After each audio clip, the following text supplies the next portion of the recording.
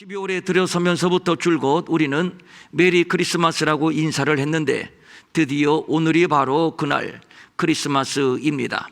온 인류가 이 날을 함께 기뻐하며 즐거워합니다. 물론 이 날을 빙자해서 상업주의가 판을 치기는 하지만 온 인류가 함께 이 날을 기뻐하는 것은 지극히 당연한 일입니다. 왜냐하면 예수님의 오신 사건이 온 백성에게 미칠 큰 기쁨의 좋은 소식이기 때문입니다.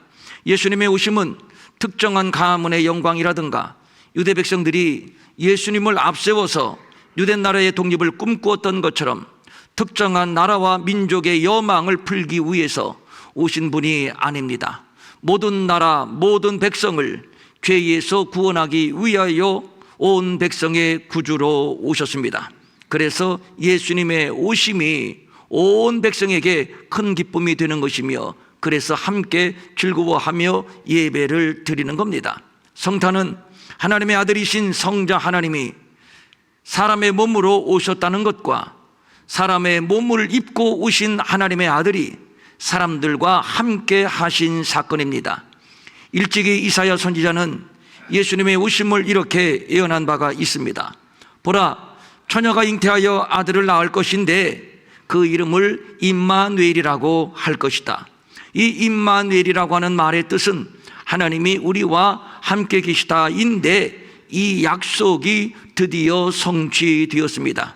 천사가 이사야의 예언 그대로를, 아주 그대로를 요셉에게 전합니다. 보라, 처녀가 잉태하여 아들을 낳을 것이요 그의 이름을 임마누엘이라 하리라 하셨으니 이를 번역한즉 하나님이 우리와 함께 계시다 함이라. 예수님이 오신 목적은 우리와 함께 하시기 위해서입니다. 이 말씀은 매우 의미가 있는 말씀입니다. 에덴 동산에서 처음 지음을 받았던 아담과 하와가 하나님의 계명을 어기고 범죄한 이후에 저들은 하나님의 낯을 피하여 도망가 숨었습니다. 선악과를 따먹으면 반드시 죽을 것이라고 했으니 이제 아담과 하와는 피할 길이 없습니다. 죽음에 대한 두려움과 공포를 이기지 못해 도망가서 숨은 것인데 그런데 이런 아담을 하나님이 직접 찾아 나섭니다. 아담, 아담, 어디에 있느냐, 어디에 있느냐.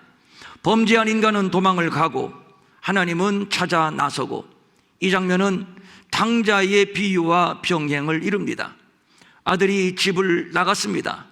창기와 함께 뒹굴며 방탕한 생활을 합니다. 객관적으로 이런 아들은 폐륜합니다. 재산을 다 날리고 친구들도 다 떠나고 그리고 흉년이 들었습니다. 그래도 목숨만은 부지해야 되겠다고 생각을 했는지 돼지 우리에라도 들어가게 됩니다. 천하디 천한 돼지와 함께 뒹구는 신세, 돼지의 지엄 열매로도 배를 채우지 못하는 돼지보다 못한 인생이 되어버리고 말았습니다. 이 막다른 인생의 골목에서 탕자는 탄식을 합니다. 스스로 돌이켜 이르되 내 아버지에게는 양식이 풍족한 일꾼이 얼마나 많은가. 나는 여기서 주려 죽는구나. 이제야 아버지의 집을 생각합니다. 지난날 자신의 행동에 후회가 밀려옵니다. 그러나 소용이 없는 일, 기차는 이미 지나갔고 물은 이미 엎질러졌습니다. 아담의 처지나 탕자의 처지나 똑같습니다.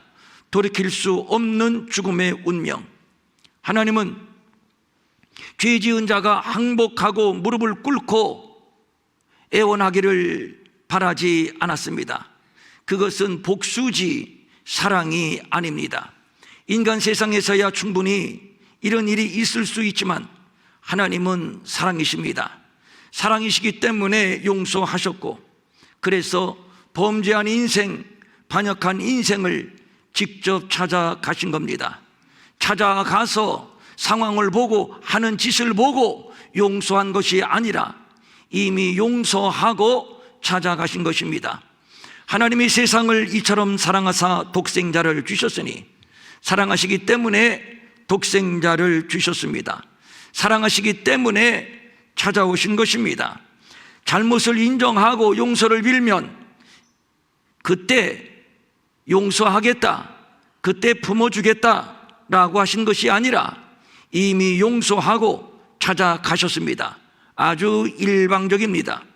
우리가 아직 죄인 되었을 때에 그리스도께서 우리를 위하여, 우리가 아직 죄인 되었을 때에 그리스도께서 우리를 위하여 죽으심으로 하나님께서 우리에 대한 자기의 사랑을 확증해 주셨습니다. 우리가 원수 되었을 때에 그의 아들의 죽으심으로 말미암아 하나님과 화목하게 하셨습니다. 이미 죄인 되었을 때, 이미 원수가 되었을 때, 그때 이미 하나님은 우리를 사랑하셨습니다. 그때 이미 하나님은 우리를 용서하셨습니다. 그리하여 친히 찾아오셨습니다. 이것이 하나님의 아들이 육신을 입고 세상에 오신 성탄입니다. 사랑하기 때문에 결혼을 하지요. 함께 있고 싶어서입니다. 하나님께서 인간이 되신 사건, 이것은 사랑입니다. 이미 죄인이지만, 이미 원수지만 괜찮습니다. 그래도 함께하고 싶습니다. 그래서 용서합니다. 무조건 말입니다. 그래서 찾아옵니다. 무엇이죠? 사랑입니다. 은혜 이전에 먼저 주신 법이 율법입니다. 율법으로 죄인임을 정죄합니다. 그리고 심판합니다. 가차 없습니다. 냉정합니다. 율법은 무섭습니다. 때로는 현장에서 죽이기도 하고, 때로는 동네에서, 때로는 성 밖으로 추방하기도 합니다. 그런데 예수님이 오셨습니다. 예수님이 오신 이유는 율법을 완전케 하시기 위해서입니다. 내가 율법이나 선지자를 폐하러 온 것이 아니요 완전케 하려 함이라. 완전케 하시기 위하여 오셨다니, 이게 무슨 말인가요? 그러면 율법은 미완성인가요? 율법은 불완전인가요? 그렇습니다. 율법은 불완전이고 율법은 미완성입니다. 세상에서는 가두고 빼앗고 죽이고 추방하고 이렇게 법의 치엄함을 보이고 사람들에게 두려움과 공포심을 유발합니다. 이것이 질서 유지의 명목으로 세상을 장악하는 방법입니다. 그래서 법에는 긍휼도 없고 사랑도 없고 용서도 없습니다. 세상은 이런 방법으로 기강을 세우려고 합니다. 이런 방법으로 완전한 나라, 이런 방법으로 이상적인 나라를 건설하려고 합니다. 그래서 날마다 법이 강화되는 것이지요. 그러나 아무리 법을 강화시킨다고 기강이 서나요? 이상적인 나라를 건설할 수 있나요? 아무리 법을 강화시킨다고 범죄가 없어지나요? 어림도 없는 일입니다. 그래서 율법은 미완성이요, 그래서 율법은 불완전하다고 하는 것입니다. 그리하여 예수님이 오신 것이 불완전 미완성의 율법을 완전케 하시기 위하여 오신 것인데, 여기에서 완전케 하다 이 말은 가득 차다, 채워지다, 완성하다, 이런 뜻을 가지고 있습니다. 율법에 부족한 것 하나가 있습니다. 이 하나가 없기 때문에 율법이 불완전하고 미완성이라고 하는 것이지요. 율법에 부족한 것 하나, 그것은 바로 용서입니다. 용서만 채워지면 율법은 완전해지고 완성이 되는 겁니다. 그리하여 예수님이 용서를 가지고 오셨으니 이것을 은혜라고도 할 수 있습니다. 용서받을 수 없는 죄인이 용서받음, 이것을 가능하게 하는 것은 바로 예수님의 용서, 이 용서를 가지고 예수님이 오셨습니다. 아담을 찾아가셨듯이, 탕자를 찾아가셨듯이 집 나간 이 세상의 인간들을 찾아서 육신의 몸을 입고 이 땅에 친히 오셨습니다. 기록된 바 의인은 없나니 하나도 없으며 깨닫는 자도 없고 하나님을 찾는 자도 없고 다 치우쳐 함께 무익하게 되고 선을 행하는 자는 없나니 하나도 없도다. 율법 앞에 의인은 없습니다. 모두가 죄인입니다.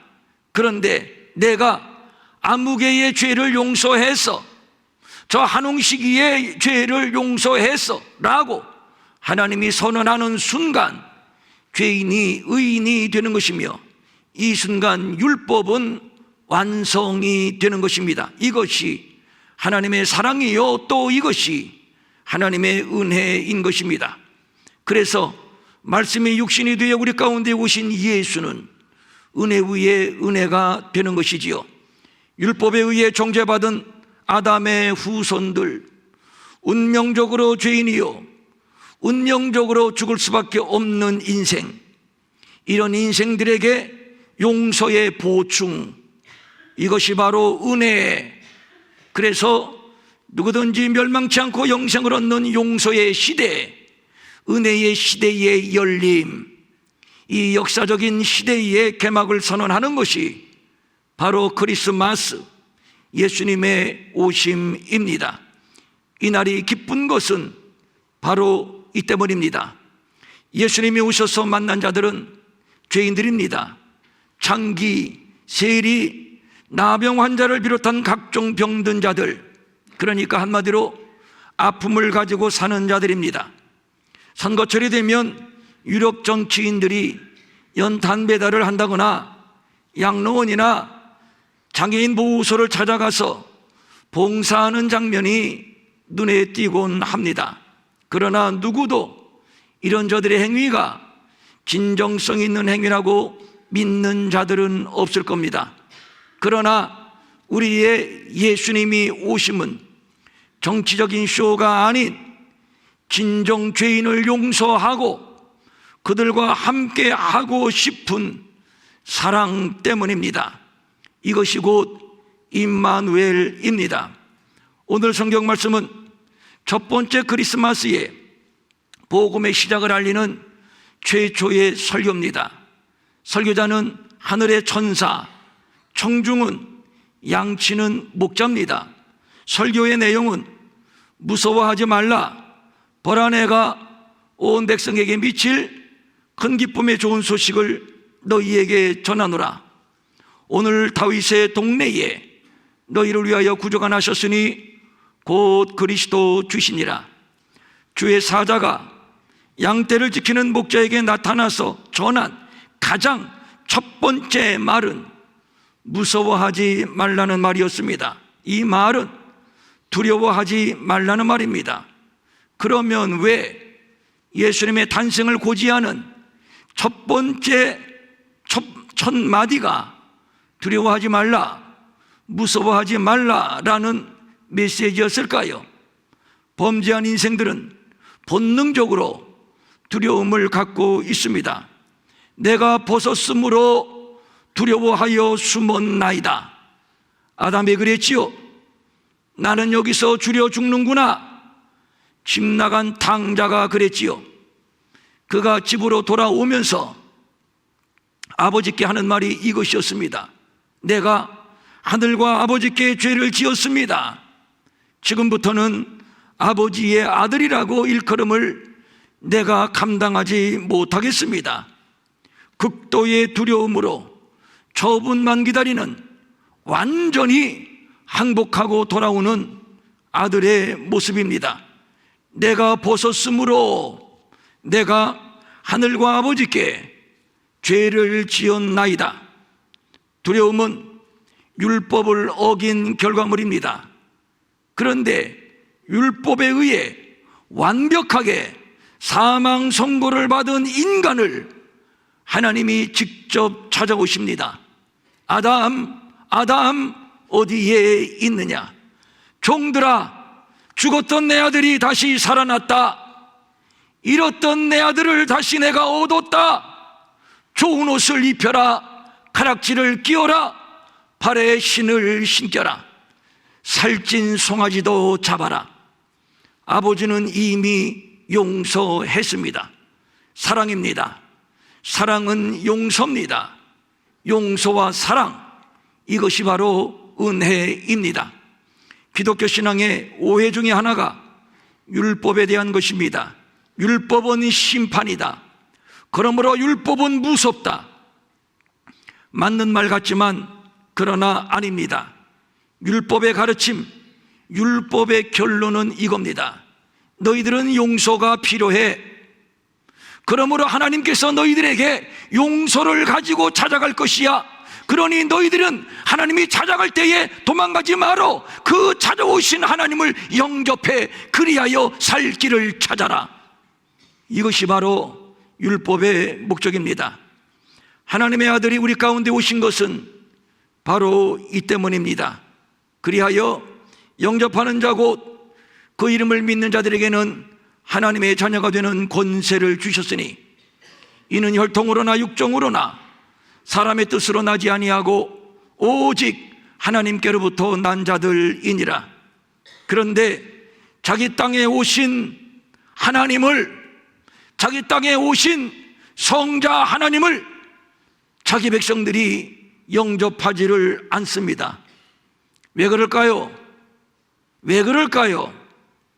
이유는 간단합니다. 그 정죄는 이것이니 그 빛이 세상에 왔으되 사람들이 자기 행위가 악함으로 빛보다 어두움을 더 사랑한 것이니라. 용서를 거부하는 죄인의 속성, 아담처럼 그 모습이 바로 우리들의 모습입니다. 범죄한 인생이 하나님의 낯을 피하여 숨어 들어가는 것은 무섭기 때문입니다. 두렵기 때문입니다. 감히 하나님 앞에 나설 수가 없습니다. 이런 연고로 해서 유대인들은 하나님이나 천사의 출현을 목격하면 죽는다고 믿었습니다. 어느 날 이사야 선지자가 하늘 보호자를 보았습니다. 그리고 천상에서 울려 퍼지는 천사들의 노래를 듣게 됩니다. 이때 이사야가 큰 두려움으로 이렇게 고백을 합니다.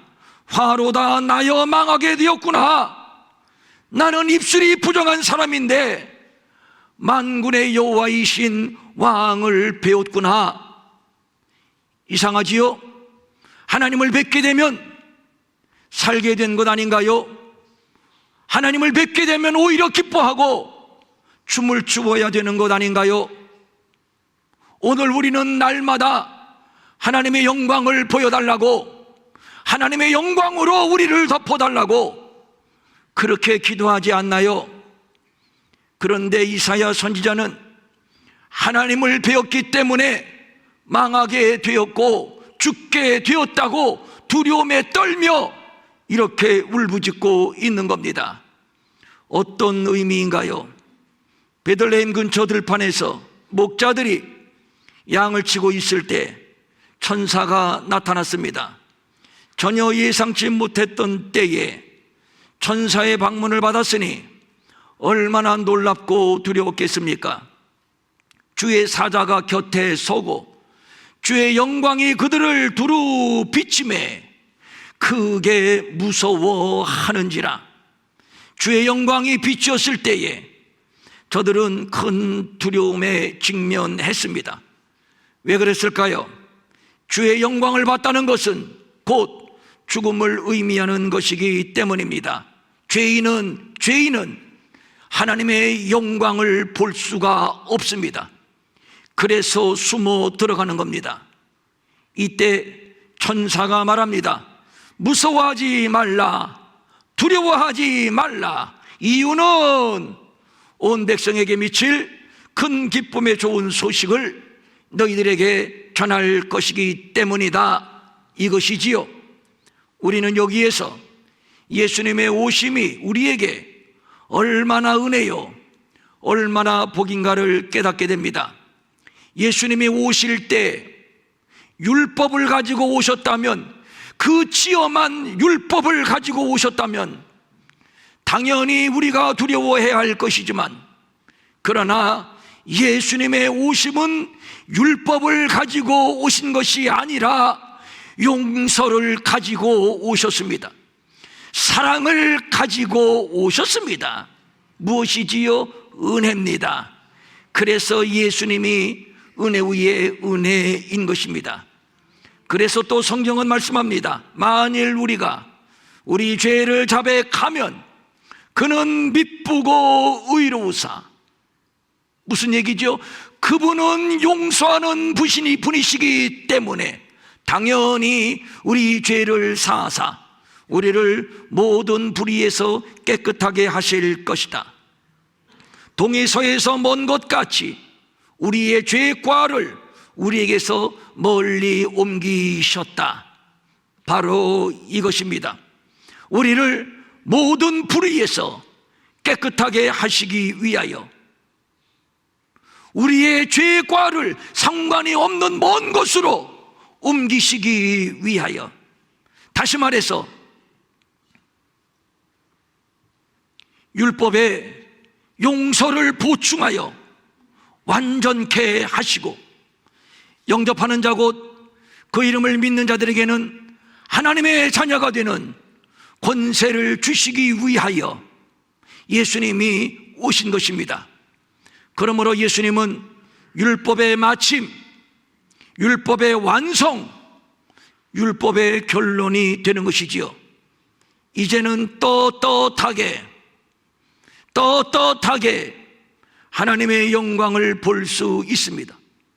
이제는 떳떳하게 그 영광 가운데 머물 수 있습니다. 이것이 바로 예수님의 오심입니다. 그래서 바울이 이렇게 고백을 합니다.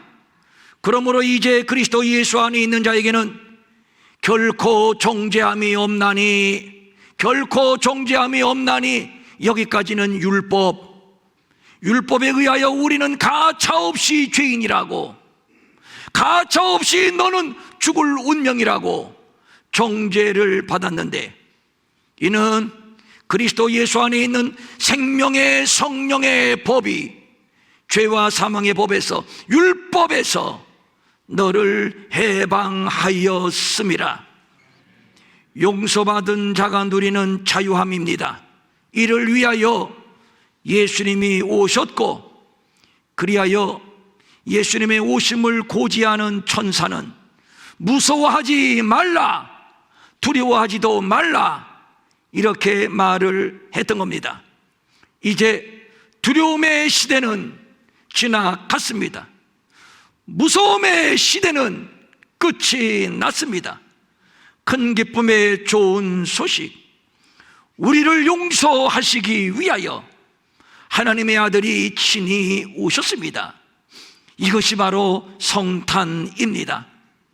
하나님이 마냥 두려웠었는데, 그래서 감히 하나님 앞에 고개를 들고 나아갈 수 없었는데, 그래서 하나님은 우리를 찾고 우리는 술래잡기 하느라 꼭꼭 숨었는데, 이제 나는 주려 죽는구나, 죽음 앞에 두려워하고 죽음 앞에 무서워 떨며 절망했는데, 이제는 그럴 필요가 없어졌습니다.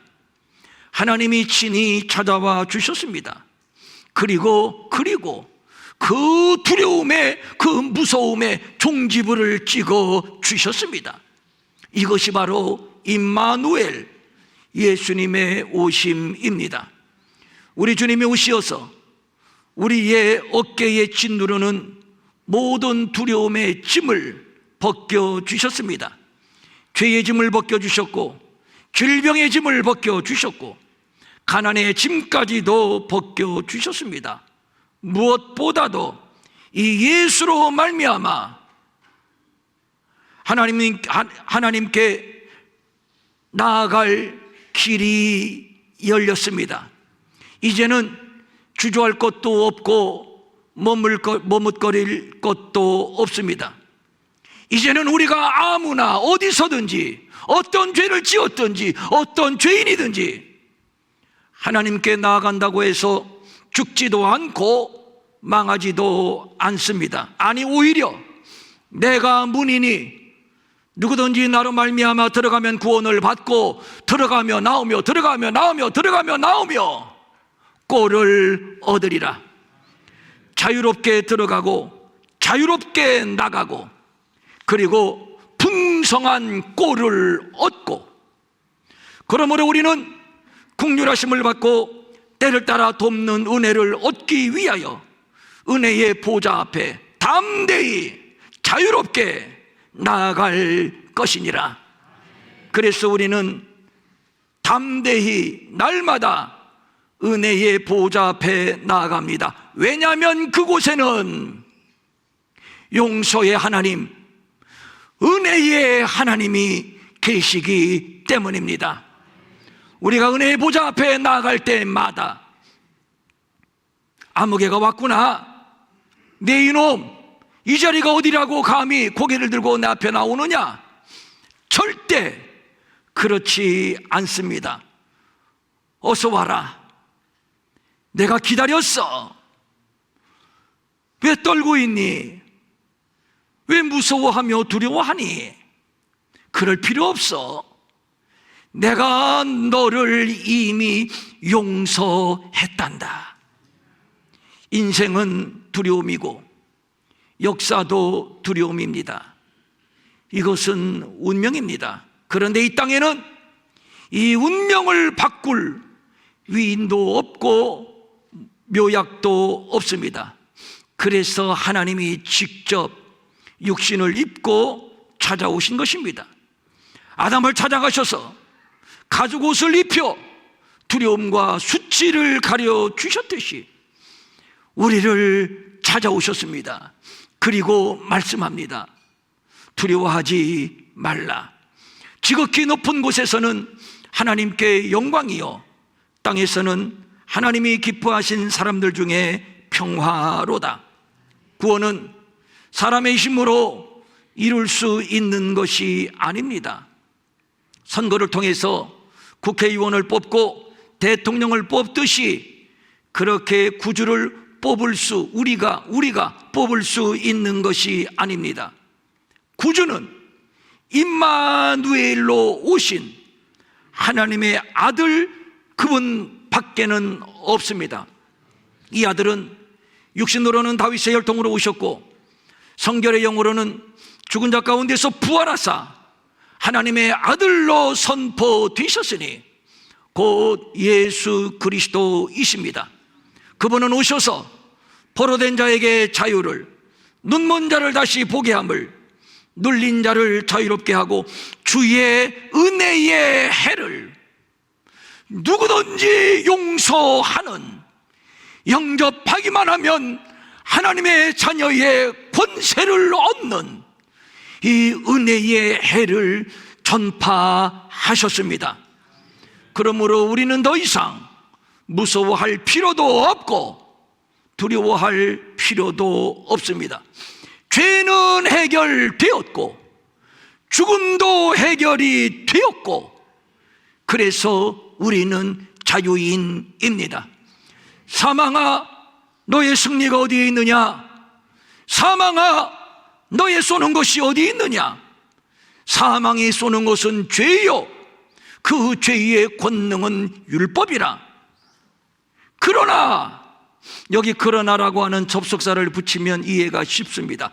그러나 우리 주 예수 그리스도로 말미암아 우리에게 승리를 주시는 하나님께 감사하노니 우리는 이미 승리했습니다. 왜요? 용서받았기 때문입니다. 더 이상 죄와 사망이 우리를 구속하지 못합니다. 이제 우리는 더 이상 죄인도 아니고 사망의 종도 아닙니다. 우리는 자유합니다. 이제 우리는 두려워하지 않습니다. 무서워하지도 않습니다. 우리는 이미 용서받았습니다. 이 용서의 서신이 우리 가운데 배달된 날이 바로 예수님이 육신을 입고 이 땅에 오신 성탄절입니다. 용서받았음에 그 은혜에 감사하면서 오늘 기쁘고 즐겁게 성탄절을 보내시기를 바라며